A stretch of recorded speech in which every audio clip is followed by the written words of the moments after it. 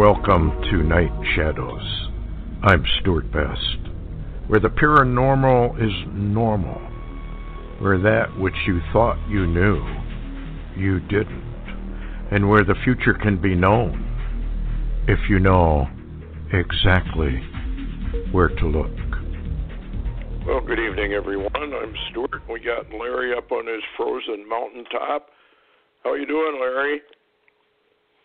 Oh, a little better today. The sun shined. It was below zero last night. Oh, man, it was cold. The folks down there are prepared for what? A slightly below freezing or not even below freezing?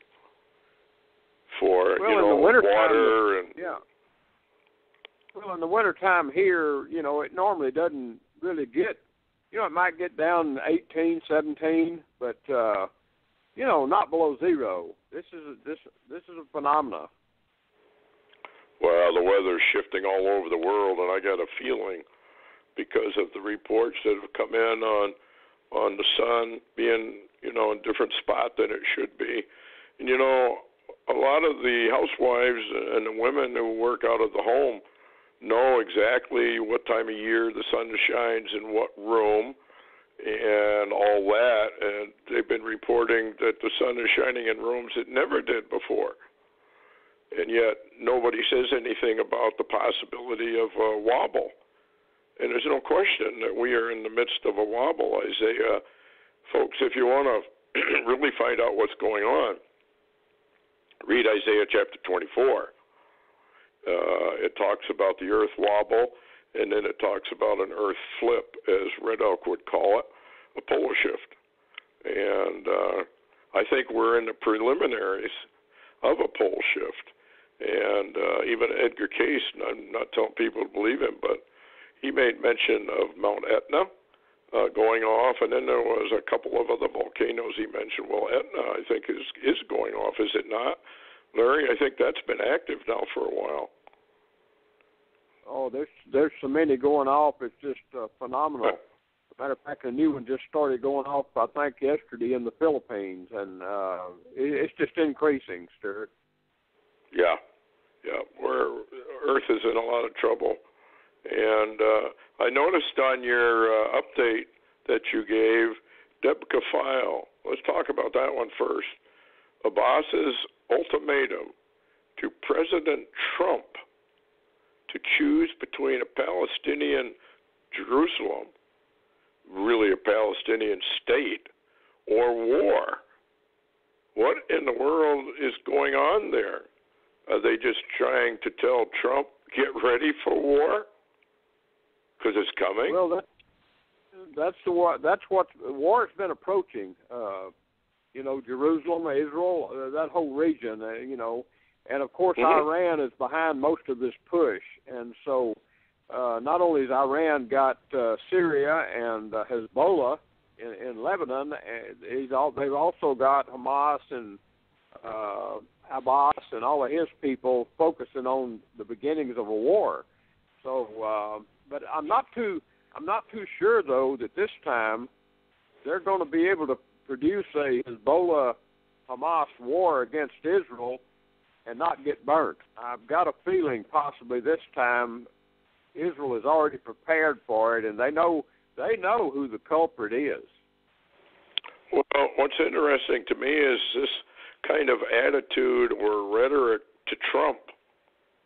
I mean, that's like waving a red flag in front of a bull and thinking he's not going to charge. Trump's not going to, react well to that kind of a threat, is he? Do you think? I think it'll just be the opposite, because maybe that's what they want. Well, I think that Abbas is probably trying to play the role of Kim.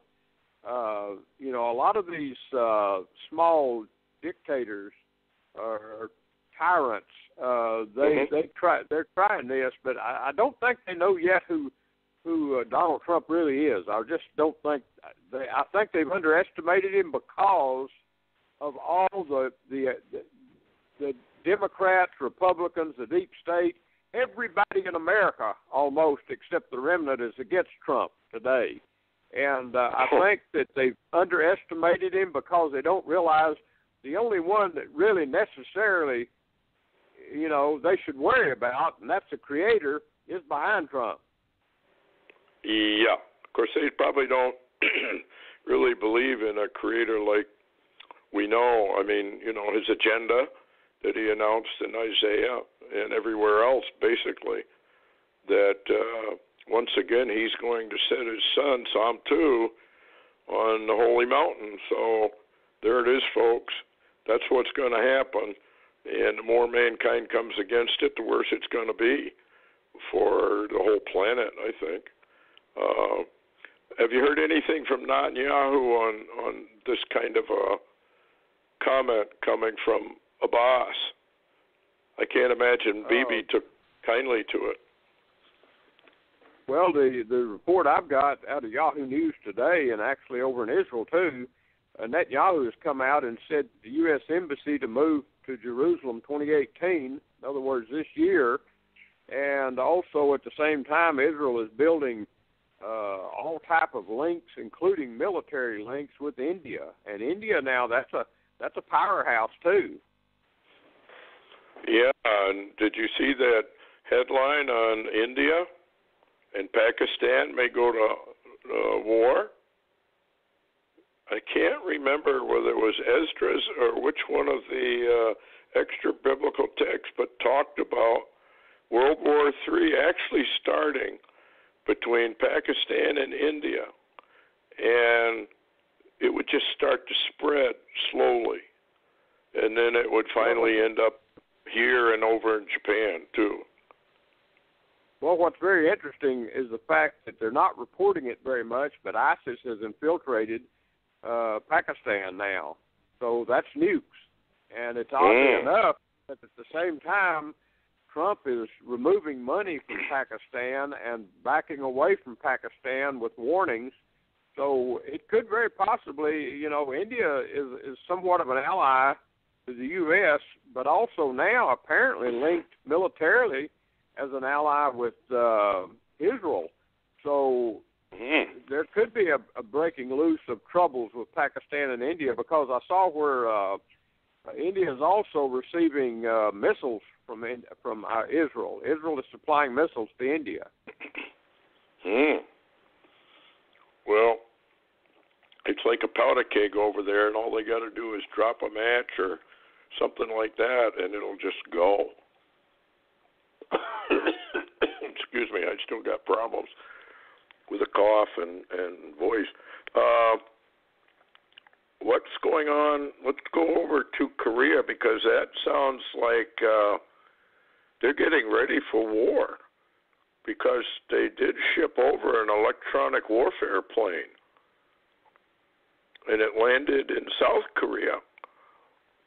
Do they think, or do they know, that Kim is going to, I think this is a trick and it's a ploy. And I saw a picture where they were flying a unification flag. So what's going on with South Korea that they would allow them to fly a unified flag during the Olympics? You got to remember, Stuart, remember when the new president came in of South Korea, he's very weak towards the U.S., but he really does like China, and he deals with China, and he also wants détente with North Korea. But you got to remember, and what he should remember is the fact that a unification of the peninsula from Kim's angle is quite different from Moon's angle. Well, yeah, Kim would want to take over the whole thing and run it all. And I saw a headline, something, I think maybe it was on Sputnik or one of those kind of papers, but it said that Trump had said that Russia is actually helping and kind of negating the sanctions that China was actually involved in. So we got a chess game going on here with Putin. I can't remember the guy's name, Z or something like that, the premier of China. How do you pronounce that, XI, anyway? Z. I think it's Z, but it's XI. So yeah, you can call him Z. Anyway, we do in Oklahoma. In Oklahoma, we just say Z and don't worry about it. Well, that's probably the way to do it. It's like potato, or tomato, or tomato. So here's, let me go down here a little bit. Okay, here's the headline on it. U.S. Air Force sends DOS attacking aircraft to the Korean Peninsula. Now, this is to jam up enemy planes' communications ability and has been deployed to South Korea. So here's another one. Trump's national security advisor, H.R. McMaster's, attended secret meeting on North Korea. It sounds to me, here's another one. U.S. bombers, warships have been summoned to the Korean Peninsula as the Olympic Games approach. What is all that about? If they aren't, do they think that Kim is actually going to pull something? Well, if you'll remember, and I think I brought it up during the last broadcast, that there appears to be, there was a warning, I believe, from a defector out of North Korea that Kim had a secret plan for such a sudden invasion of the South that he would have the whole peninsula before we really could react. So maybe this is what they're gearing up for. Maybe they're gearing up to try and stop it. I do have an article. Remember, we have said from time to time, or at least I have, that there's something going on. Let's see. I got to scroll down here a little bit. Let's see.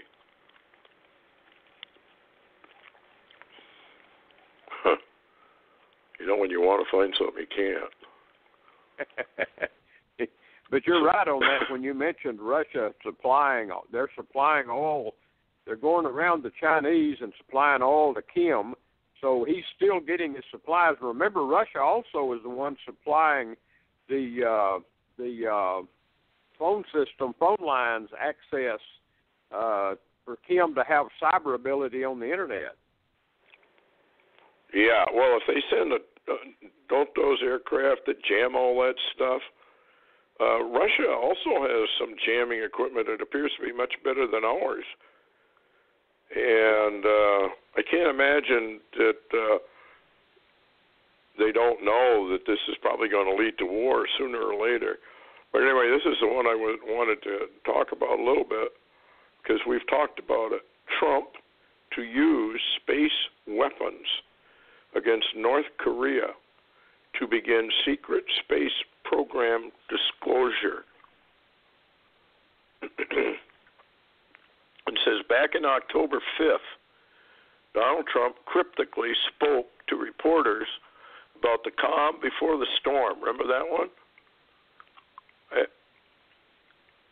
Are you there, Larry? Yep. Yeah, oh, okay. I'm here. Sound like you was gone for a second. Well, I've always been gone, according to most people. Anyway, after a White House dinner with his top military leaders and their spouses, Trump's previous and subsequent comments suggest that the U.S. military is actually preparing to launch an overwhelming first strike against North Korea.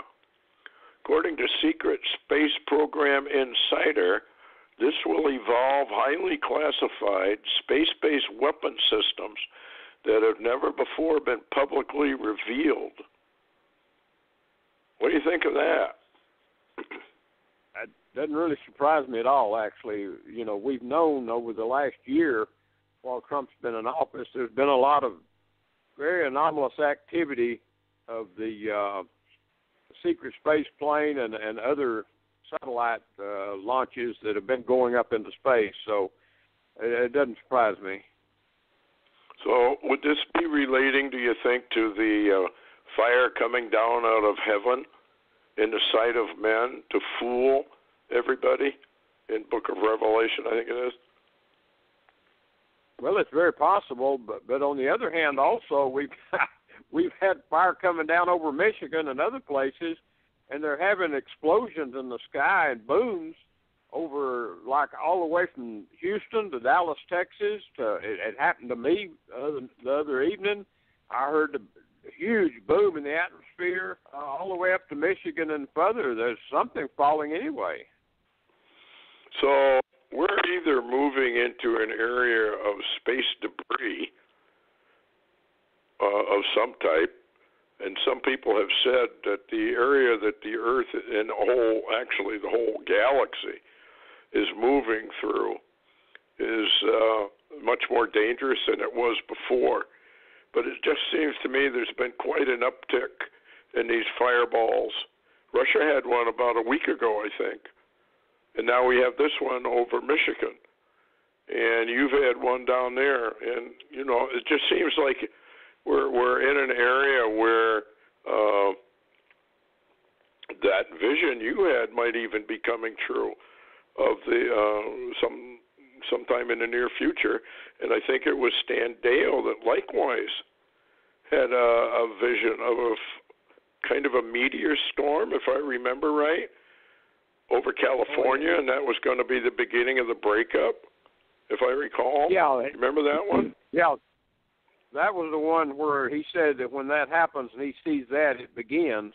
But I just wanted to mention to you that Friday night, Augusto is having Gil Broussard's interview on, and Gil Broussard said that there's a push by the destroyer, or as he calls it, Planet 7X, that is coming in to the region of our solar system that is pushing out a lot of debris in the area of a planet that once existed. I don't know if it's Tiamat. I know I've heard that name before. But he said that a lot of the debris from this planet is being pushed out, and this incomer is magnetizing, he said not gravity, but magnetizing a lot of the planets, heating them up, and they are drawing the debris towards them. Yeah, you're playing a game of pool, actually, this is cosmic pool. And rocks go wherever. But, of course, I believe the Lord is in total control of all of this. I know they've got another big asteroid coming by February 4th. It's outside the moon's orbit, but it's still relatively close. But the Bible says we're going to get hit.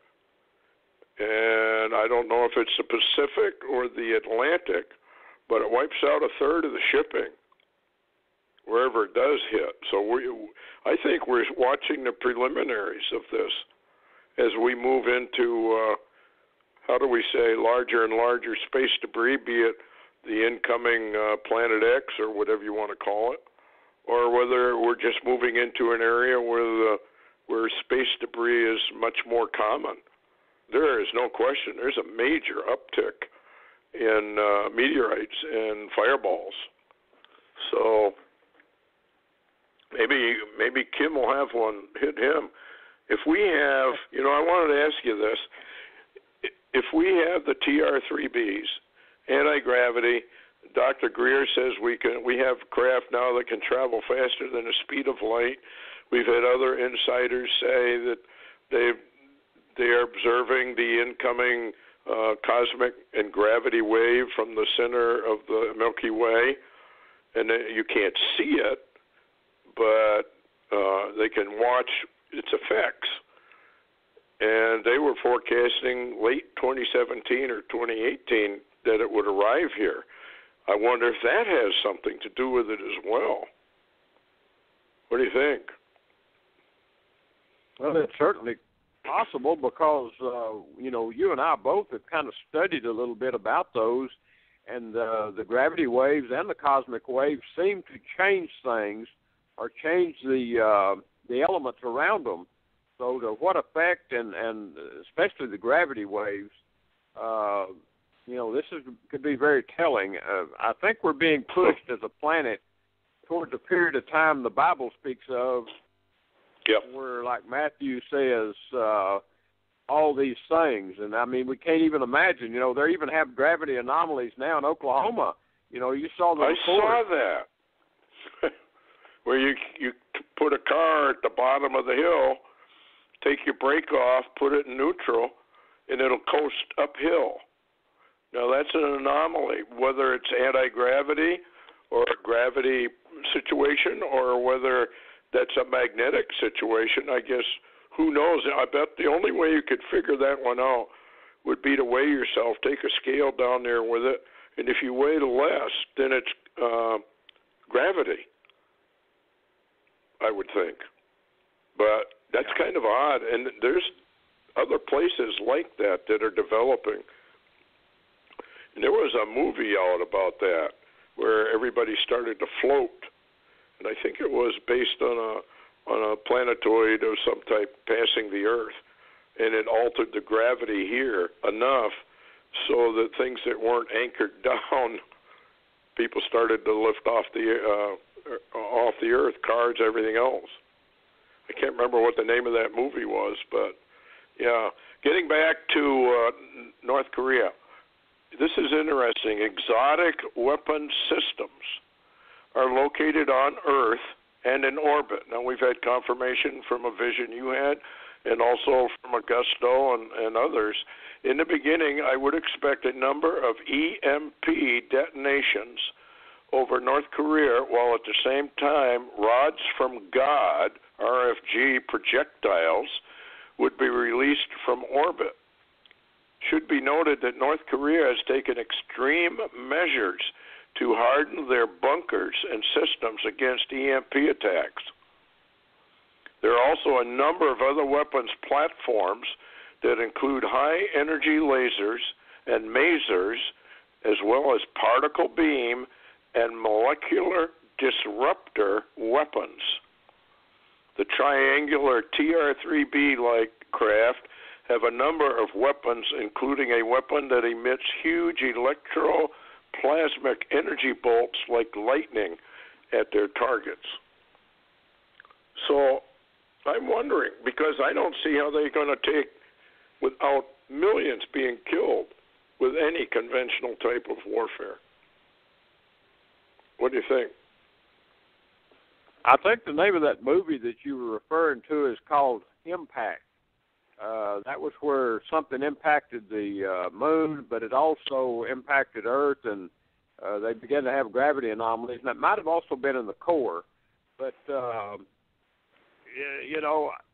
it's very interesting what you're talking about, because I still remember that after Siege 2 by Steven Seagal, that really was a very telling movie about a satellite in space, and we know we've got them, and even Bob Fletcher on one of Augusto's interviews, and he was an insider. He said, we've got weapons out there in space. He said, it scares me to death to turn one of them and use it on the planet, and he said it would be catastrophic. But however, remember, Stuart, Barry Rothman ran a code about that, and the codes, the Torah code seemed to indicate that possibly North Korea gets hit by something that appears to be an asteroid impact, a catastrophic asteroid impact, but it really wasn't. It was a weapon from space. Wow.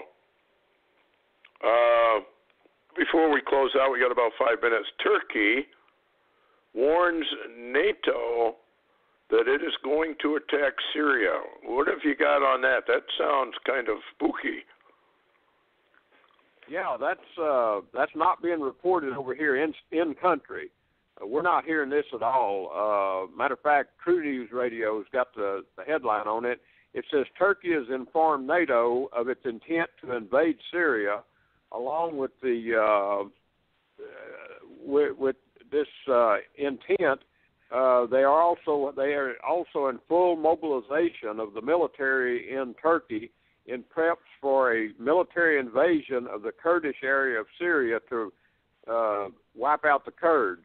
Now, what we know already, and actually Deprofile reported this yesterday, it says that the United States under Trump has given anti-air missiles, they're called MANPADS, to the Kurds to defend themselves against Turkish and Syrian attacks.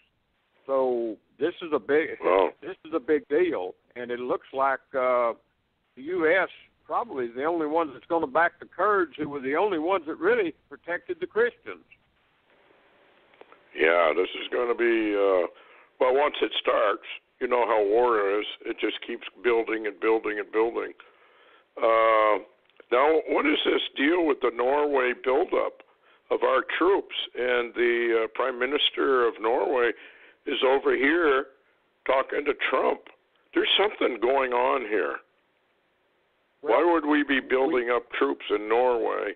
And Russia has taken note of it, too. Well, not only that, Stuart, I know it hadn't made the news, but Sweden is moving its military and already sending out notices to all their citizens to prepare for a possible Russian invasion. And it appears that there may be a type of a Russian movement that we're trying to prepare for. Now, if you'll remember, years ago, Tom Clancy, Red Storm Rising was the name of that classic book, where he actually, it's almost prophetic in a way, but he laid out a scenario where Russia wound up with a blitzkrieg attack against NATO forces, and they also invaded down into Norway and Sweden and Iceland to prevent U.S. support of the European war, and they also invaded and did movement in the Middle East, and we are already seeing in the last couple of years all these dominoes in motion. Yeah, we're headed for war. Here's the headline on it. Sweden distributes 4.7 million leaflets on how to prepare for war with Russia. There's something really going on. We're building up towards World War III, folks, and you're not going to get any of this news in any of Fox News or any of them.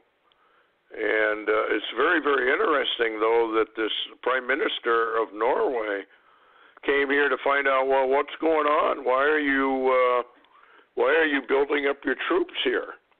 Evidently, she didn't know anything about it. Yeah, let me insert this real quick, Stuart. If you'll remember, everybody thought Trump misspoke when he talked about the possibility of, instead of needing people from these so-called different countries, why don't we get people from Norway? Was that a misspoken word, or was that a clue that was dropped? Norway. I think that was a clue. I think they know. In fact, there was a prophet. I can't remember who it was, but he said that he's kind of an older prophet, I mean, like 100 years ago or more, and said that there was going to be a blitzkrieg attack from the Soviets through Europe, and that there were going to be some very odd-looking military craft or machines that would come up out of the ocean during this attack, and they were weapons that nobody had ever seen before. Nobody even knew they had them. And you're right, it went all the way through, and maybe they know this is what's coming.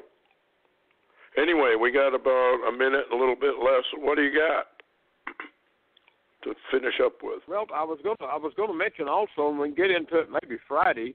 We'll do a longer TV, show. Tom Horn is reporting that they about 12 miles from the Giza Pyramid, they have dug into an underground region and found massive, giant, alien black boxes or coffins or sarcophagi.